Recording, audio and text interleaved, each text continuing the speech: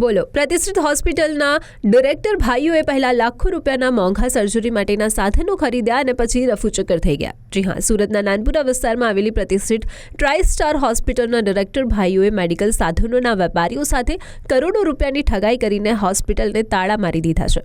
આરોપી ડિરેક્ટર ભાઈઓ અરુણ મહેરા અને અર્પિત મહેરા પર આરોપ છે કે તેમણે વર્ષ 2024માં હાર્ટ સર્જરીના મોંઘા સાધનોની ખરીદી કરી હતી, પરંતુ તેની ચૂકવણી કર્યા વિના જ તેઓ રફુચક્કર થઈ ગયા છે. મુખ્ય ફરિયાદી વિષ્ણુ ડોકરિયા પાસેથી આ ભાઈઓએ 16.18 લાખના સાધનો લીધા હતા. આ ઉપરાંત અન્ય સપ્લાયરો પાસેથી પણ તેમણે 18 લાખથી વધુના સાધનો ખરીદ્યા છે. એમ કુલ મળીને 36.85 લાખના સાધનોનું પેમેન્ટ ન ચૂકવીને આ ભાઈઓ હોસ્પિટલને લોખંડની તાળા મારીને ફરાર થઈ ગયા. આ મામલે અઠવા પોલીસ મથકમાં ફરિયાદ નોંધવામાં આવી છે. આ ઉપરાંત ઇન્ડિયન બેંક દ્વારા પણ આ હોસ્પિટલ સામે સરફેસી એક્ટ હેઠળ કાર્યવાહી કરીને હોસ્પિટલને સીલ કરવામાં આવી છે.